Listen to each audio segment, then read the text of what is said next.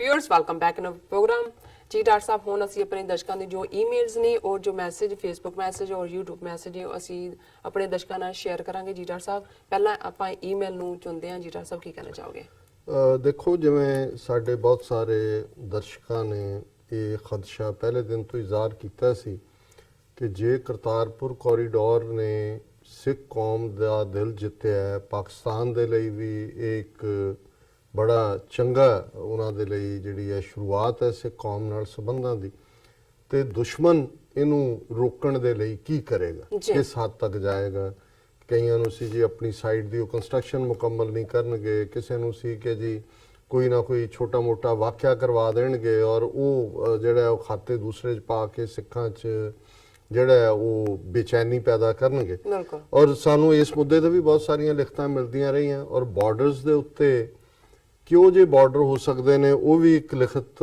सानू आई मैं पहला डॉक्टर वहीद खान जिन्होंने रावलपिंडी तो लिखे अस्सलाम वालेकुम एंड सत श्री अकाल डियर डॉक्टर साहब I follow your programme on YouTube with great interest I hope that Pulwama incident is not used to scuttle Kartarpur border initiative and for this Sikh brothers sister in India have to play their role so as Langa is completed amicably in time.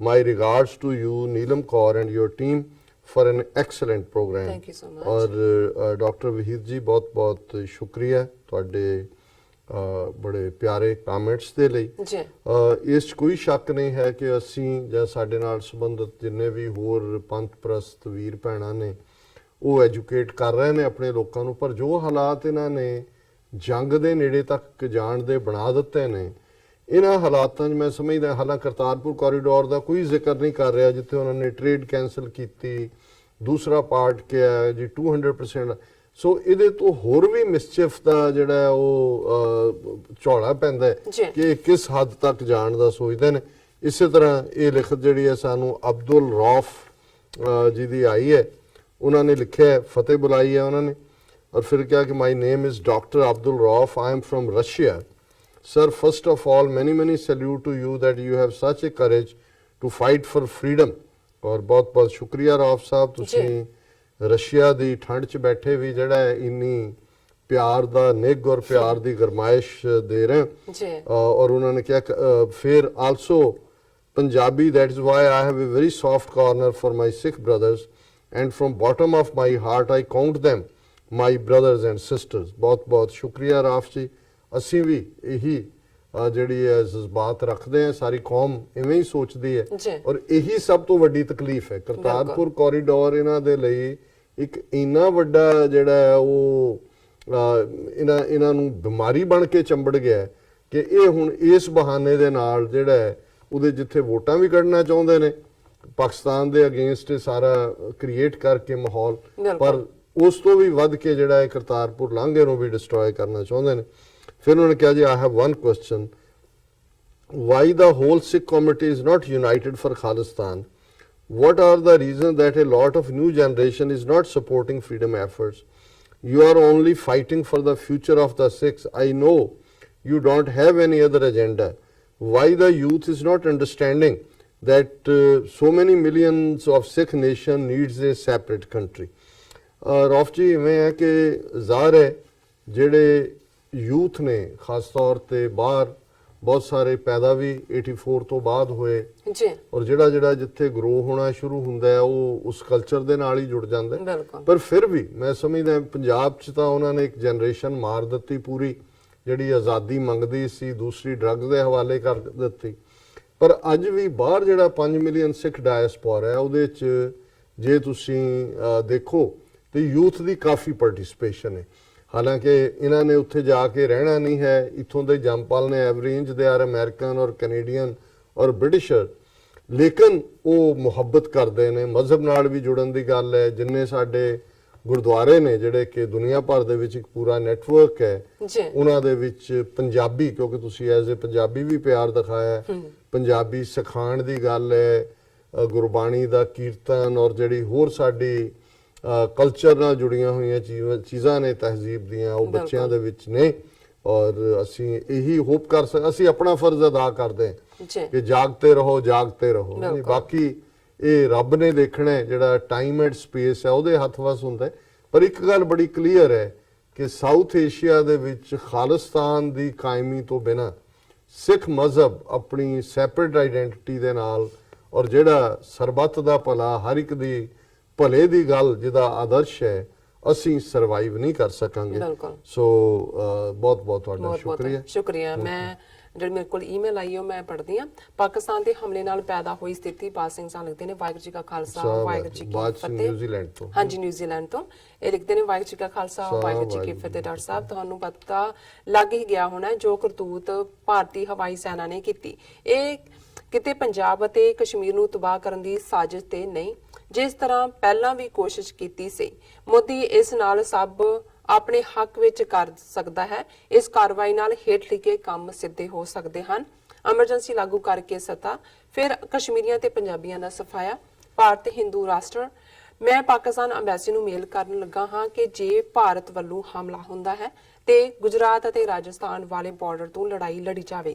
ਜੇ ਇਹ ਸਹੀ ਹੈ ਤੇ ਤੁਸੀਂ ਸਿੱਖ ਕੌਮ ਨੂੰ ਇਸ ਬਾਰੇ ਸੁਚੇਤ ਕਰ ਸਕਦੇ ਹੋ।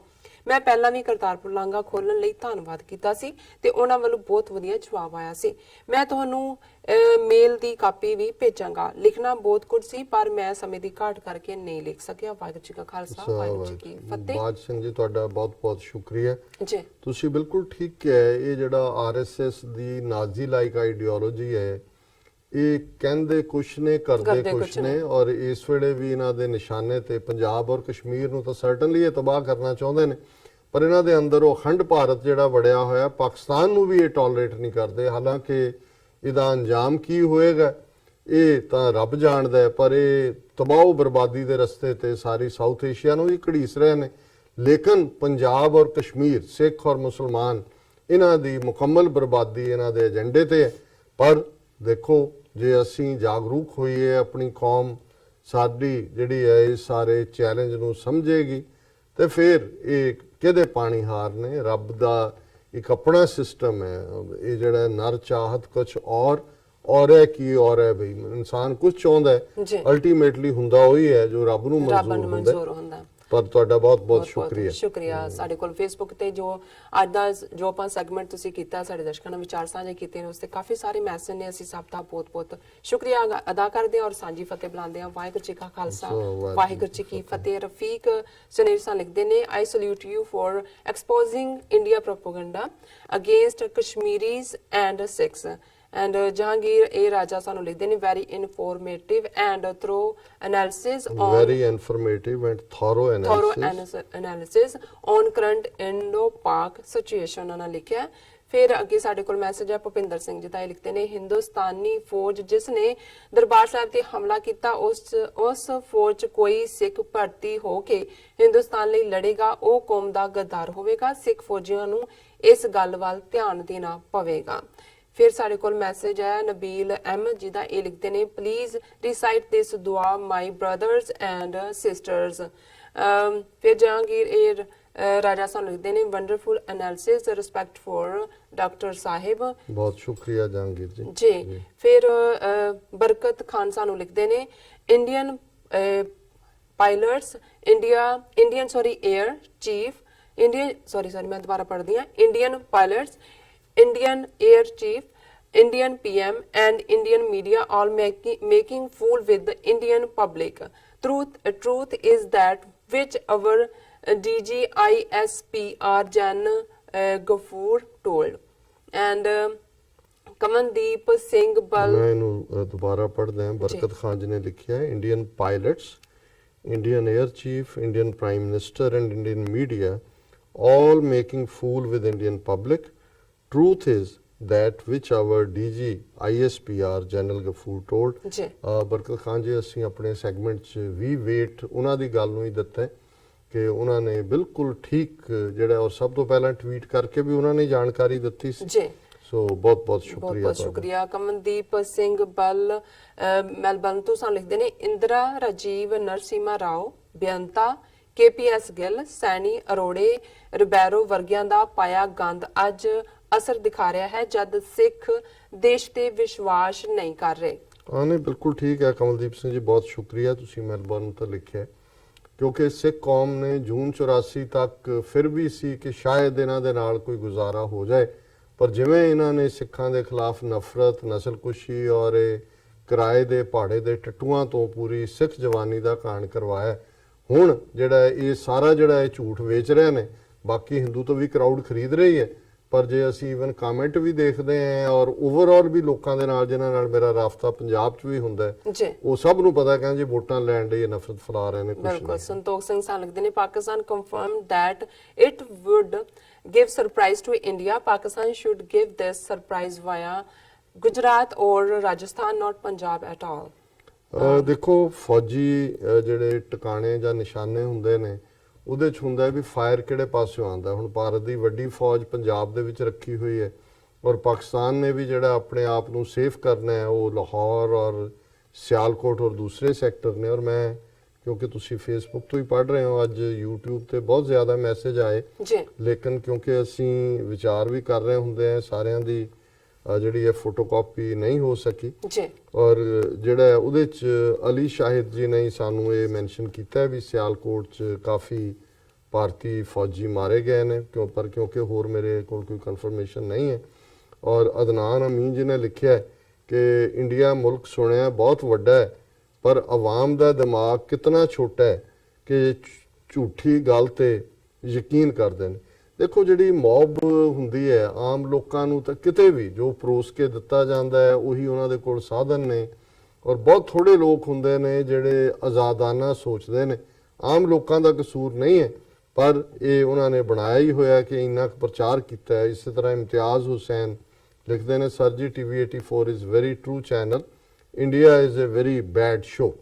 ਬਹੁਤ ਸ਼ੁਕਰੀਆ ਇਮਤਿਆਜ਼ ਜੀ। ਹੁਣ ਤੁਸੀਂ ਪੜ੍ਹ ਸਕਦੇ ਹੋ। ਮੇਰਾ ਸਿੰਘ ਸਾਹਿਬ ਲਿਖਦੇ ਨੇ, ਉਹਨਾਂ ਨੇ ਹਿੰਦੀ ਚ ਲਿਖਿਆ। ਉਹਨਾਂ ਨੇ ਇਹ ਕਹਿੰਦੇ ਨੇ ਕਿ जब तक भारत की राज सत्ता मनुवादियों के हाथ में रहेगी, तब तक भारत और पाकिस्तान के बीच जंग पहले भी हुई थी और आज भी जंग चल रही है और भविष्य में भी जंग हो सकती है, क्योंकि ऐसा संभव है कि भविष्य में भारत और पाकिस्तान के बीच में जंग ना हो।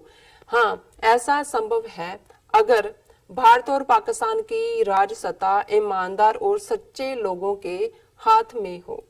दूसरे सेगमेंट ते भैन जी बीबी फरीदा खान जी का मैसेज है जी, डर्टी पॉलिटिक्स बाई मोदी। बहुत बहुत शुक्रिया भैन जी, तुसी बिल्कुल ठीक फरमाया।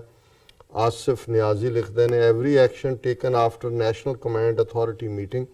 ये पाकिस्तान की नैशनल कमांड अथॉरिटी की मीटिंग है, उस तो बाद वो फैसला लेंगे। Hayat Ali love you Pakistan. Naveed Hashmi, I am from Sialkot, we are moving towards border. So ज़ाहिर है भी कुछ ना कुछ सियालकोट बॉर्डर ते हो रहा है। Manjit Singh Matharu very fine, Shakeel Ahmed very good, Gary Sandhu, Ranveer, मैर अजमल, रोमी रॉय उन्होंने कहा कि one of my favourite talk shows, love from Pakistan. बहुत बहुत शुक्रिया रोमी जी। और नवीद हाशमी लिखते हैं, now Modi should be ready for the real answer. अलहमदुल्ला रेडी फॉर गजवाए हिंद। एक कॉन्सेप्ट है हदीस से बेस्ड कि भी जी फाइनल लड़ाई है बुत प्रस्तां और तौहीद प्रस्तां दे विचकार होएगी और बुत प्रस्तां दा जिहड़ा सफाया होएगा। सो सारे वीरां भैणां दा बहुत बहुत शुक्रिया। अमरजीत भी सान लिखते ने, कहंदे ने कि जंग नाल नुकसान पंजाब दा ही होना है, ਉਹ ਲੈਂਦਾ ਪੰਜਾਬ ਹੋਵੇ ਜਾਂ ਚੜਦਾ ਪੰਜਾਬ ਹੋਵੇ। ਹਰਮੇਲ ਸਿੰਘ ਸਾਨ ਲਿਖਦੇ ਨੇ, ਜੰਗ ਕਿਸੇ ਮਸਲੇ ਦਾ ਹੱਲ ਨਹੀਂ, ਦੋਵੇਂ ਪੰਜਾਬ ਸਾਡੇ ਆ। ਪਾਕਿਸਤਾਨ ਵੀ ਮੇਰੇ ਬਾਬੇ ਨਾਨਕ ਦੀ ਪਵਿੱਤਰ ਜਨਮ ਭੂਮੀ ਹੈ। ਅਸੀਂ ਬਾਰਡਰ ਇਲਾਕੇ ਵਿੱਚ ਵਸਣ ਵਾਲੇ ਲੋਕ ਹਾਂ। ਮੋਦੀ ਅਤੇ ਬਹੁਗਿਣਤੀ ਹਿੰਦੂ ਦੀ ਨਫ਼ਰਤ ਲਈ ਸਾਡੇ ਕੋਲ ਕੋਈ ਥਾਂ ਨਹੀਂ। ਜੇ ਕਿਸੇ ਲੜਨ ਦਾ ਜ਼ਿਆਦਾ ਚਾਹੋ ਹੈ ਤਾਂ ਗੁਜਰਾਤ ਅਤੇ ਰਾਜਸਥਾਨ ਦੇ ਬਾਰਡਰ ਤੇ ਜਾ ਕੇ ਲੜੋ। ਔਰ ਸਾਨੂੰ ਲਿਖਿਆ ਹੈ ਕਿ ਸ਼ਾਇਦ ਮਹਿਮੂਦ ਸਾਨ ਲਿਖਦੇ ਨੇ, ਡਾਕਟਰ ਜੀ ਤੁਹਾਡਾ ਪ੍ਰੋਗਰਾਮ ਬਹੁਤ ਹੀ ਇਨਫੋਰਮੇਟਿਵ ਹੁੰਦਾ ਹੈ, full with true information. Harmel Singh ਫਿਰ ਦੁਬਾਰਾ ਸਾਨੂੰ ਲਿਖਦੇ ਨੇ, ਨੰਗਲਈ ਰੇਲਵੇ ਸਟੇਸ਼ਨ ਉੱਤੇ ਟ੍ਰੇਨ ਵਿੱਚੋਂ ਕੱਢ ਕੇ ਗਲਾਂ ਵਿੱਚ ਟਾਇਰ ਪਾ ਕੇ ਜਿਉਂਦੇ ਸਾੜੇ ਗਏ 45 ਸਿੱਖ ਫੌਜੀਆਂ ਦਾ ਬਦਲਾ ਭਾਰਤੀ ਫੌਜ ਦੇ ਕਿਸੇ ਸਪੂਤ ਨੇ ਕਿਉਂ ਨਹੀਂ ਲਿਆ?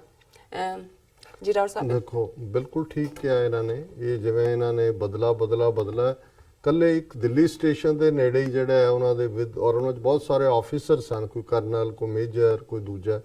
ਮੇਰਾ ਖਿਆਲ ਹੈ ਵੀ ਇੱਕ ਵੱਡਾ ਹਿੱਸਾ ਸਿੱਖ ਕਮਿਊਨਿਟੀ ਦਾ ਹੁਣ ਸਮਝਦਾ ਇਹਨਾਂ ਦੀ ਖੇਡ ਕੀ ਹੈ ਜੀ ਔਰ ਇਹ ਜਿਹੜੇ ਨੇ ਮੂੰਹ ਦੀ ਖਾਣਗੇ ਜਿਹੜਾ ਇਹਨਾਂ ਦਾ ਝੂਠ ਵੇਚ ਰਹੇ ਨੇ। ਜੀ ਡਾਕਟਰ ਸਾਹਿਬ ਇੱਕ ਮੈਸੇਜ ਮੈਂ ਪੜ੍ਹਨਾ ਚਾਹਾਂਗੀ ਕਿਉਂਕਿ ਸਤਪਾਲ ਸਿੰਘ ਪੁਰੇਵਾਲ ਸਾਨੂੰ ਹਮੇਸ਼ਾ ਇਤਨਾ ਫਤਿਹ ਬੁਲਾਉਂਦੇ ਨੇ। ਵਾਹਿਗੁਰੂ ਜੀ ਕਾ ਖਾਲਸਾ ਵਾਹਿਗੁਰੂ ਜੀ ਕੀ ਫਤਿਹ। ਔਰ ਉਹਨਾਂ ਦਾ ਮੈਸੇਜ ਹੈ, ਸਦੀਆਂ ਤੋਂ ਸੋਨੇ ਦੇ ਭਾਅ ਝੂਠ ਵੇਚਣ ਵਾਲੇ ਮਕਾਰ ਖਬਰਾਂ ਦੇ ਆਧੁਨਿਕ ਸਾਧਨਾਂ ਕਾਰਨ ਬੇਵਸ ਹੋਏ ਪਏ ਹਨ ਅਤੇ ਝੂਠ ਨਾ ਵਿਕਣ ਕਾਰਨ ਕੁਰਲਾ ਰਹੇ ਹਨ। ਜੀ ਡਾਕਟਰ ਸਾਹਿਬ ਇੱਥੇ ਲੈਣੇ ਆਪਾਂ ਬ੍ਰੇਕ। ਵਿਊਅਰਸ ਤੁਸੀਂ ਨਾਲ ਇਸ ਤਰ੍ਹਾਂ ਬਣੇ ਰਹਿਣਾ, ਮਿਲਦੇ ਹਾਂ ਛੋਟੇ ਜਿਹੇ ਬ੍ਰੇਕ ਤੋਂ ਬਾਅਦ।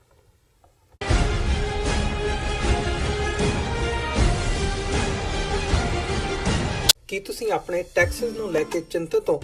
ਤੁਸੀਂ ਆਪਣੀ ਕਮਾਈ ਲਈ ਮਿਹਨਤ ਕਰਦੇ ਹੋ, ਭਾਵੇਂ ਤੁਸੀਂ ਨੌਕਰੀ ਵਿੱਚ ਹੋਵੋ ਜਾਂ ਆਪਣਾ ਬਿਜ਼ਨਸ ਚਲਾਉਂਦੇ ਹੋ। ਜਦੋਂ ਟੈਕਸ ਭਰਨ ਦਾ ਸਮਾਂ ਆਉਂਦਾ ਹੈ